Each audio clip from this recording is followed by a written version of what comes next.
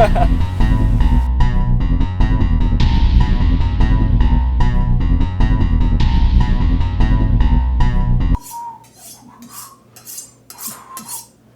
hi there. Mike Barter again. And today, what I'm going to bring you is the Carabiner break. And while we're doing that, we'll also make Mike's Mountain Salsa. Reason being is I got to make dinner tonight for everybody. And I only know how to make two things. Pancakes for breakfast, tacos for dinner. But you can't have tacos without salsa, right? So, because it's taco time in Canada. So, I sort of discovered this little salsa recipe, and then I've modified it significantly since so that it doesn't look or taste anything like the original. But you will need 2 onions, 4 small tomatoes, 3 medium tomatoes or 2 large ones, some cilantro, a cup of cilantro, 2 jalapeno peppers, however you want to pronounce it. I usually dice tomatoes for the juice. You need 1 lime. Since I use a lot of garlic, a clove of garlic, some olive oil, and then one of my secret inventions there is I add a little kernel of corn to give it a little color and something to look at the next day. And some ground cumin, little Italian seasons, some chipotle sauce of some sort if you can get it. I also have the dried chipotles, some hot chili peppers, and a little cayenne. Throw in some salt, and you have all the ingredients for Mike's Mountain Salsa. So, yeah, the Carabiner break is something that, I mean, it's a must-know for all serious mountaineers or big wall climbers or rock climbers that are going to go, you know, multi-pitching off the ground in a wilderness environment. If you drop your, you know, your belay device or your partner drops your belay device, yeah, you can get by maybe, you know, doing a short rappel with a double munter, but you're going to screw up your rope so badly after one pitch that when you start pulling them, the chances of them getting caught are going to be pretty bad. So it's common, probably the most common is improvised device is the Carabiner break.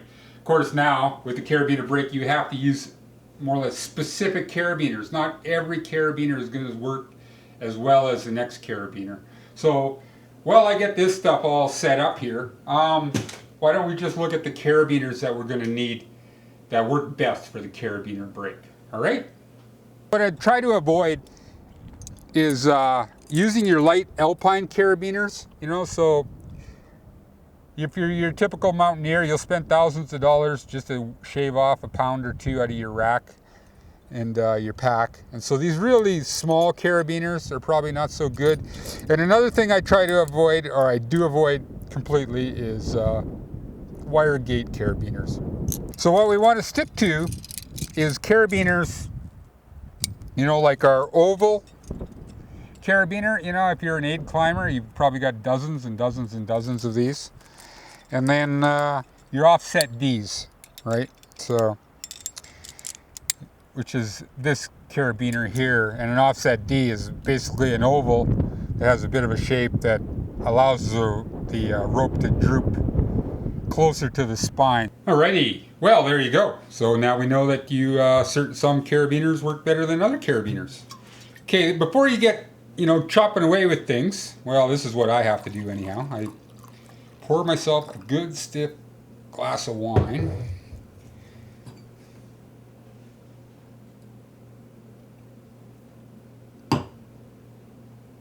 Better have another. See, steadies my gun hand.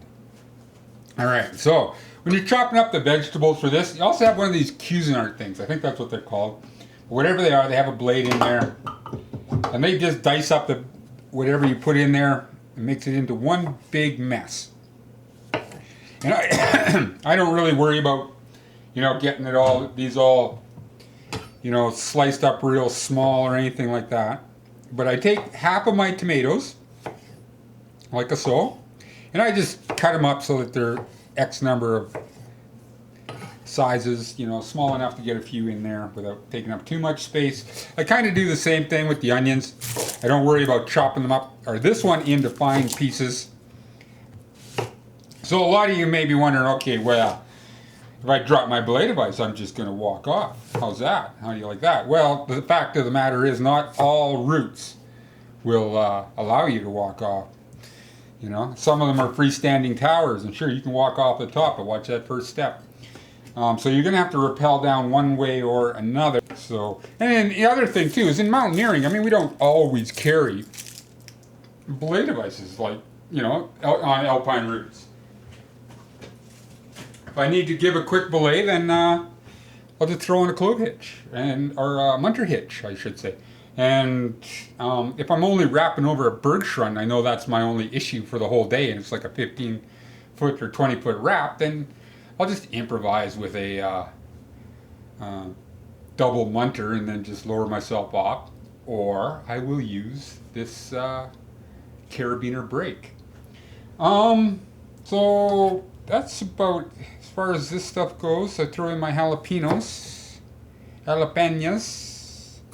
right, and once again, I'm not going to put you through the whole process. Just look into the show notes and I'll write down exactly how much of what I put into the salsa, and then I'll bring you back at the key points. So maybe let's take a look at the constructing of the carabiner brake. All right, and then we'll come back here and we'll work on our salsa some more. The construction of carabiner brake. Feel free to play this back as many times as you need to get it right. Take a locking carabiner, attach it to the belay loop of your harness, lock the carabiner. Take two matching offset Ds or ovals, gates the same direction. Flip one so that the gates are on opposite sides. Now, the tricky part. Take a bite of rope, stick it through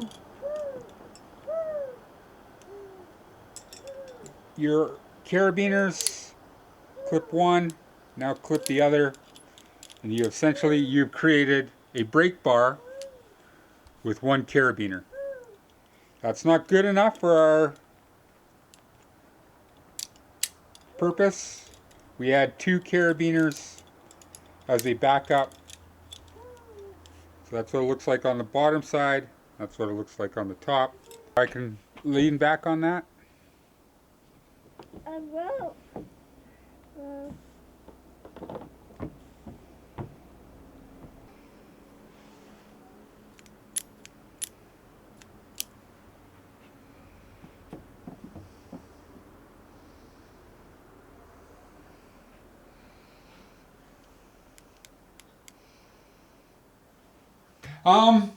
And 2 tablespoons of olive oil. So I think the key thing too is you add the, for your carabiner brake, it has to be attached to a locking carabiner because you have to keep your rope away from the nylon belay loop that you're attached to on your harness, because nylon against nylon, when it's moving, very quickly will melt, right? And it'll damage your rope and it'll damage your harness, and you don't want to do that. So you need a total of 5 carabiners. That's 2 locking, or 1 locking carabiner, and then either 4 ovals or 4 offset Ds or any combination thereof. When you're going into the big mountains, I would, like always, just work with this stuff in a controlled environment before you take it out into the wild. Okay, we're down to the final stage here. So I've taken another tomato and onion, and I've chopped them up as fine as I could chop them up. And then another thing I do is I throw in niblets or kernel corn. I just add that into there.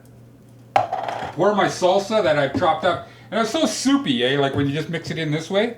But if you add that, it gives the soupy salsa something to attach to and gives it a little more substance.